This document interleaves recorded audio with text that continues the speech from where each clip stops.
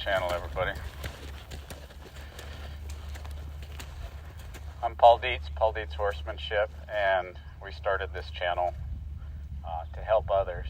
It was sort of a vision of my friend Mike Thomas to have a bunch of videos where everybody could afford them.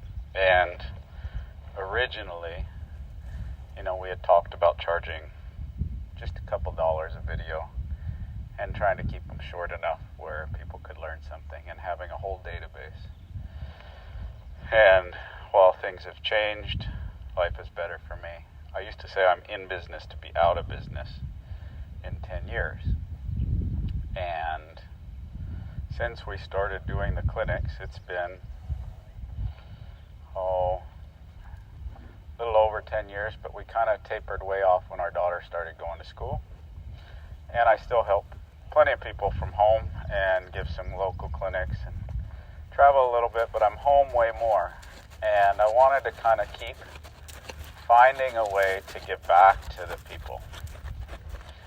And it's that little by little stuff that I hope to get you guys to be able to see more than just one or two horses, because everything's different, and over time circle some different horses through. We kind of stay on one for a while until we move to a next one as they come through for tune-ups or just my own horses. But I'm always open for some things that you guys want to see. But it's all that, as my friend Raymond said, he said, Paul, you do a great job of keeping horses out of trouble and getting a lot done without getting them in trouble. But you'll always disappear in a crowd, and YouTube is definitely that crowd. The world is definitely that crowd. But my friends that know me, I am very blessed to have some great hands throughout the world, and very proud of my students. And that's where we started CVC Horsemanship, is to kind of carry it on, and those that have been interns become that classical vaquero college, sharing that knowledge to everybody else. And so we have a college where we take in interns, and those interns then go, I only take in interns that really, I think, A, have a potential, usually been to some clinics, and C, are going to go on and either help horses or people with the horsemanship. So if you haven't been, this is Julian. And I wanted to kind of bring a way in the college to help people to not just disappear in the crowd, because most really good horsemen that I know, honestly, are happy being on the ranch or training horses. And being in the backlight, I'm very proud to help a lot of trainers with problems, and have taken horses to pretty much every level in every sport in the horse business. But don't really care to get the credit, because my credit is every day when I ride, and every day is different. And there was a story once about a fella who was at the Spanish riding school, and they asked him to talk about that and the difference in modern day dressage. And they scheduled a demonstration. I think it was like a 2-hour demonstration. And he came out and talked what they wanted to talk to him about. And he said, okay, now I'm here to tell you the difference. The difference is time, the end. And true horsemen are taking that time to get that horse right from where it's at. And there's a lot of them out there that you'll never hear of. I pray that you do. Some of them are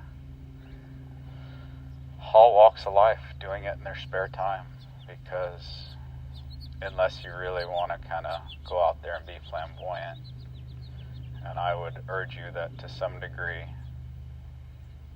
ego is the anti-horsemanship. The more ego you see in someone, we all have it maybe to some degree, but the more ego you see in someone, probably, for the most part, the less horsemanship they have. And there's a certain amount of situation where we need to humble ourselves. And the horses are pretty good at doing that, and about the time you think you have things figured out, you get another one that may introduce you to some things. So I hope you guys enjoy this video. I'm going to do a little bit of groundwork, then we'll pause the tape Now, as always, I always check my horses out before I ride them.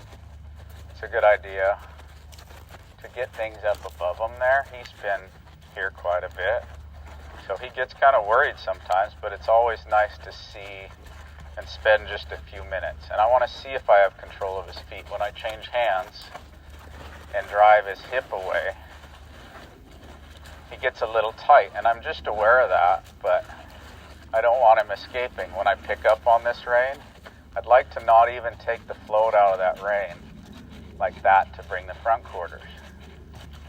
Again, I'll change hands. I drive his hind away. I don't pull him. If he gets too far back, I'm going to get my flag a little further back, and I drive him away.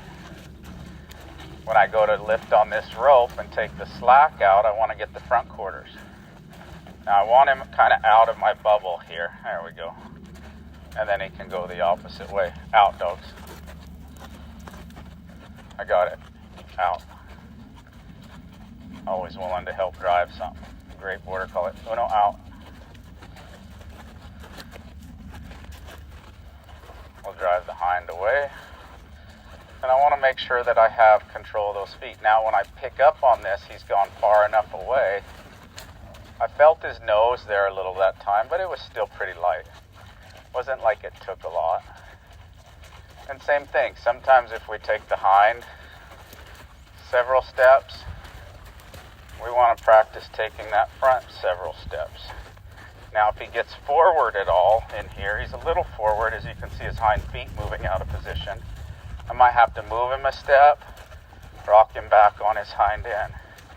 Move him a step, rock him back on his hind end. I want to go back till he's soft. There we go, and rhythmic. There we go. And then rock him back on his hind end. So I don't want to practice an imbalance where I'm doing way more hind than front. And when I'm trying to take the hind, I don't want him unengaged. I want him to disengage, which means taking that hind to a maximum. And I'm trying to drive that leg up under. And if he gets stuck, I'll do a little more. But I want him to step up under deep there so that his legs are gathered, so that when I bring the front, he can come through with a little oomph there. Good. Out. Front, and then rock back. Front, keep going, good, and rock back. Don't lose your weight on your hind end. I didn't ask him to change sides, so I'm going to push him out there. Good, and I'd like to finish up there behind that shoulder. I want him to move out and wait there. He can learn to wait there.